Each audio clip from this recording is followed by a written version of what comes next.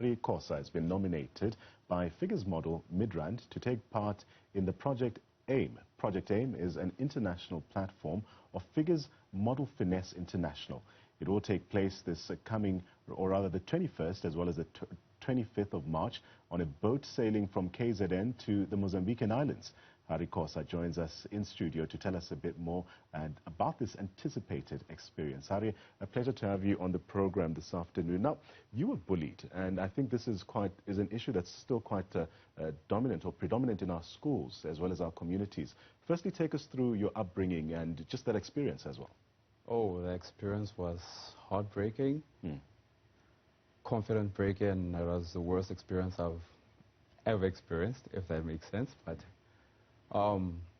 somehow, somewhere, I'm actually glad that it happened because it brought me here. I am here. I am me because of it. So bullying, to me, is the worst thing that happened. And I feel so bad because I know that I'm not the only one that is being bullied or was bullied. So, yes, bullying, I've been bullied from a very young age, I think since preschool. Like, I was at a school where teachers bullied me and like I had zero self-esteem. I never enjoyed the school until I recently opened up because my mom gave me that space to open up. She was always supportive of me, and I changed schools. From there, everything started changing, started developing my confidence, and I've been in activities that helped me grow that confidence. First of all, I used to play cricket. I enjoyed it, and I love it. I'm actually a good player. And then I went to a few schools. I went to 5 schools.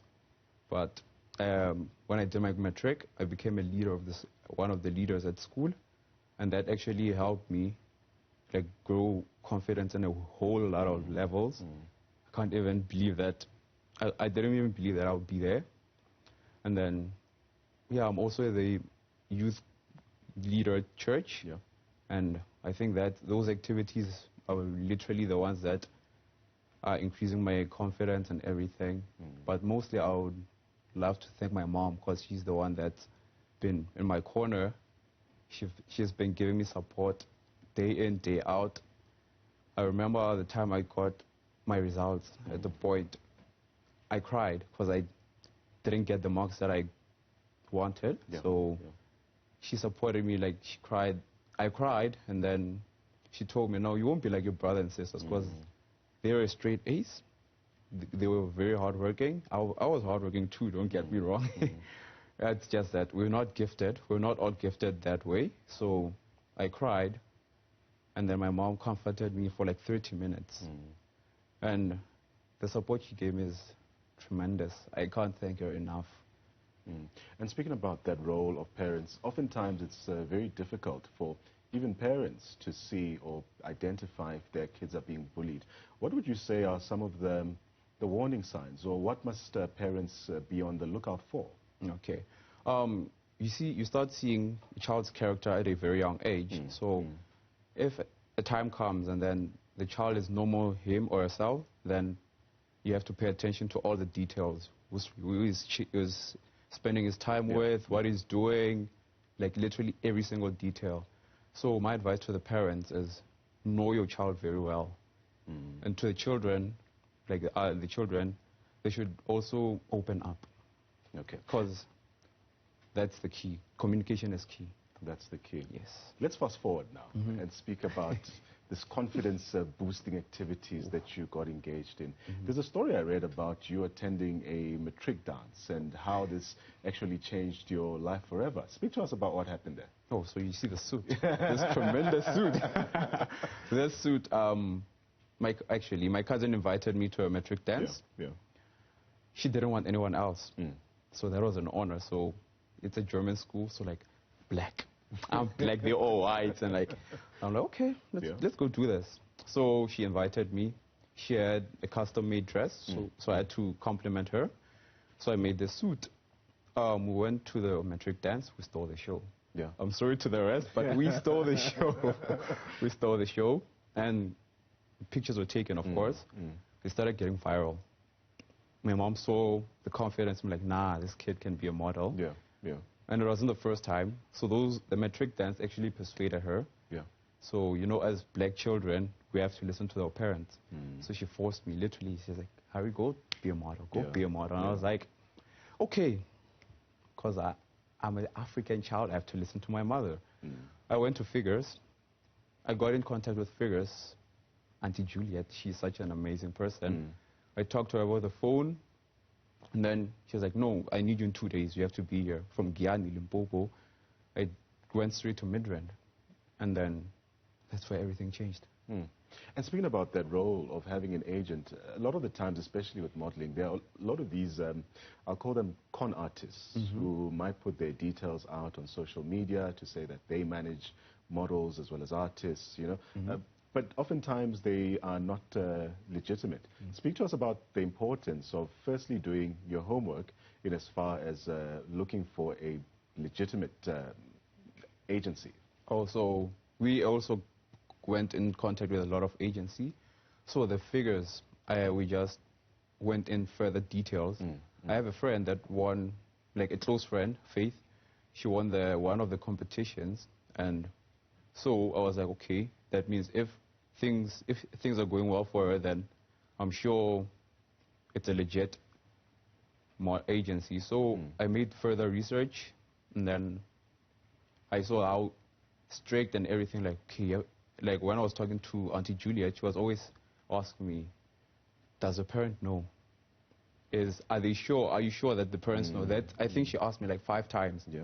So those are like the signs that show like, okay, they're actually serious. Like, it's all about the signs they give. They can't just take you out of the streets or on your social media platform and invite you, okay, come be a model. Like, I don't think that's appropriate. It is appropriate only if they give you the valid details and the right information. So surely your career, your modeling career, has had many positive spin-offs. Speak to us about some of the opportunities that you have discovered through modeling. Okay, I'm new in the modeling agency. Yeah. I started late last year, but I've been in competitions, 2 competitions, one locally and one nationally, where we even had Namibian agencies, because the agency is very broad. So they came. So the experience, I think that's where I got majority of my confidence right now. Like, I'm not even scared of posting anymore. I'm embracing myself because they embraced me. The modeling industry embraced me. So I think that is... Yeah. And this big event happening in March, what's that about? I mean, I hear, when reading my intro, a lot was being said about even the travels that are expected to take place. You'll be going to, I believe, the Mozambican islands as well. What's happening there? What's there to expect? So Model is a very unique model agency. So they're exposing us to the world. That's why I am literally called an international model, because I'm exposed to the world. So this cruise, we're going to meet a lot of different agencies from around the world. So we're going to be portraying ourselves, our physique, our capabilities and everything. So if I am lucky, hopefully I do get lucky, I might get a contract overseas. And that's just something amazing. Even if I don't get it, just being part of such an event is a blessing. And what's next for you? I mean, what are some of the exciting projects that you want to take part in as well? Phew, that's a question that I've been asking myself lately. So, because I see like things are changing and like things are moving. So I decide, because I'm still a scholar, I'm still 20 years old, so I still go to school. I'm going to attend a UNISA for like flexibility, so that I'm able to do a lot of activities. For example, I'm a cricket player, I mentioned, so I want to still continue that because I think I'm actually good. And then I do photography as well, and then modeling. So I'm quite glad that you raised the issue about still wanting to further your studies or your education. For those who are watching us, speak to us a bit more about doing more to not only enhance your profile as a model, but also to seek opportunities, even in academia.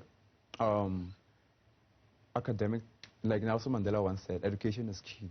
I think that is the statement of the millennium. Like, education is key. It's better I have my degree than go do other activities. Like, honestly, everything is just a hustle. It's a gamble, but education, you know that if you succeed, you obviously have something to live for, because it's all about making a future for yourself. So education, I think, is the most important.